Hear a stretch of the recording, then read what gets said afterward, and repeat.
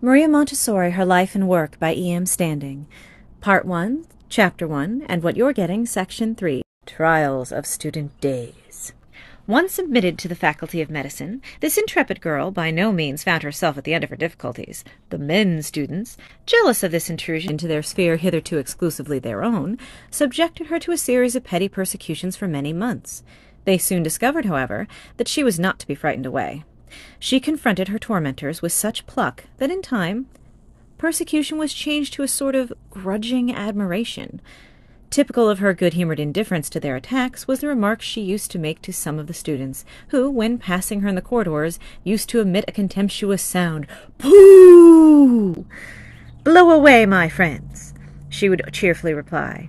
"The harder you blow, the higher up I shall go."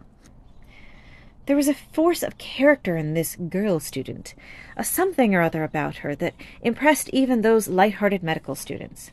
One of these, who used to sit behind her in the lecture room, had developed a habit of making a kind of trembling movement with his foot, so that Maria felt the vibrations transmitted to her desk.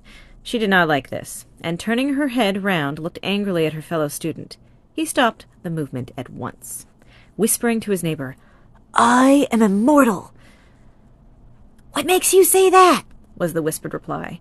"If I weren't, I should be dead. Did you see the look she gave me?" "In those days," I once heard Montessori remark, "I felt as if I could have done anything. And certainly it seemed that for her, difficulties existed simply to be overcome." When the present writer was in Rome, he met an aged professor who had been a lecturer in the medical faculty at the time we are speaking about. This gentleman related an incident which stood out in his memory after many years. It happened one day, he said, when he was due to lecture, that a tremendous snowstorm swept over Rome. It was a blizzard of such exceptional severity that all his students failed to turn up, all except one, his girl student. The latter, finding herself the only person in the auditorium, modestly suggested the professor should postpone his lecture. He would not hear of it. Such zeal should not go unrewarded, so the lecture was given as usual to an audience of one. Maria had to face other difficulties at the university of a more terrifying nature than animosity of the men students.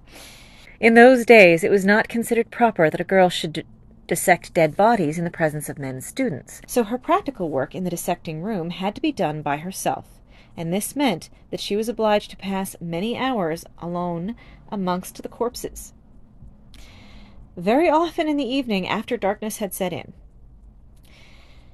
It needed a good deal of determination to carry on such a macabre setting.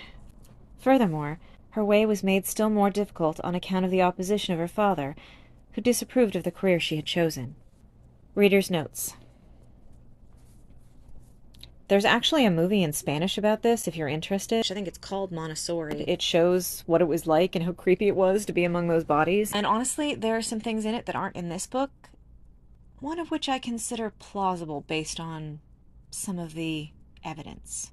Anyway, sorry for my pronunciation of men and girl students, but it just cracked me up because he just said the men students, and the way he wrote it just made me laugh for some reason.